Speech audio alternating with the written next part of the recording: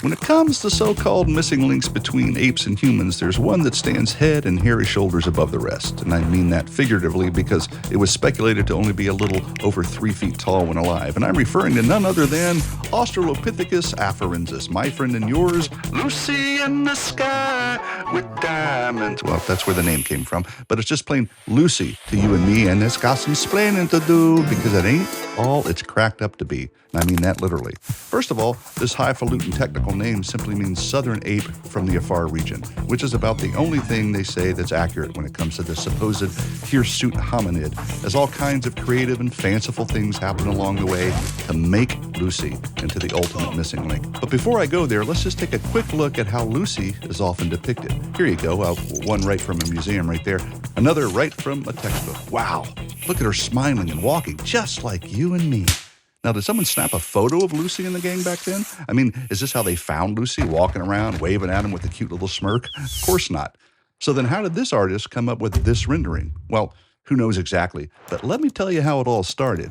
Way back in 1974, paleoanthropologist Donald Johansen and his team discovered Lucy in the Afar region of Ethiopia. Or, more accurately, I should say, they discovered less than 30% of Lucy's fossilized bones. That's right, 70% of Lucy gone, not found.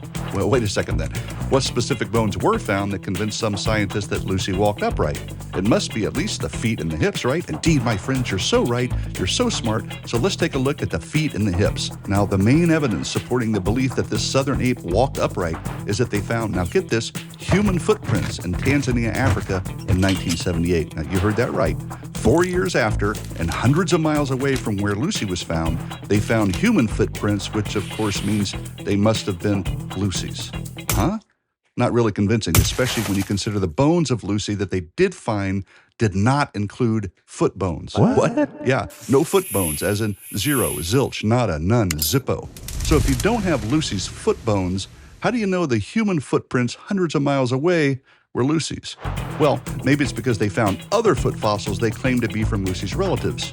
Only problem there is the toes were more curved than a chimpanzee's. That means the actual fossil evidence shows Lucy's family could not have made the human footprints. I don't know. Call us science deniers if that makes you feel better. But if the shoe fits, I mean, if the glove doesn't fit, you must. Nope. I mean, if the bones don't fit, well, whatever. Anyway, what about the hip?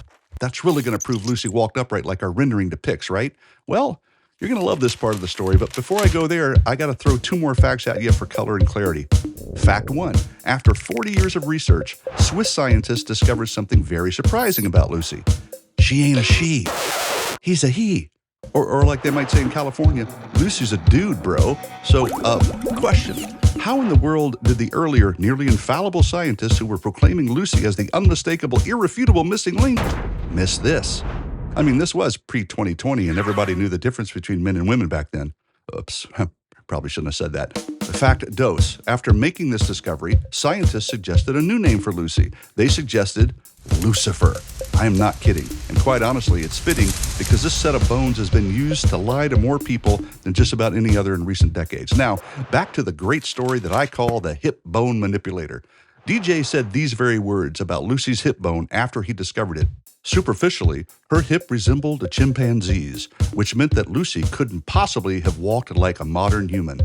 Yeah, I know he said her, but that's before he knew she was a he. I don't know, very confusing. Anyway, if Lucifer's hips flared out like a chimp's, making it so that it couldn't walk upright, what happened to change the hips so that what you see in museums and publications look like human hips? Man, you guys asked the best questions, and here's the answer. Owen Lovejoy, an anthropologist, made a copy of the hip bones in plaster and then, and I quote, cut the damaged pieces out and put them back together the way they were before Lucy died. He did what now? Like I said, you're going to love this part of the story. He cut and put them back together.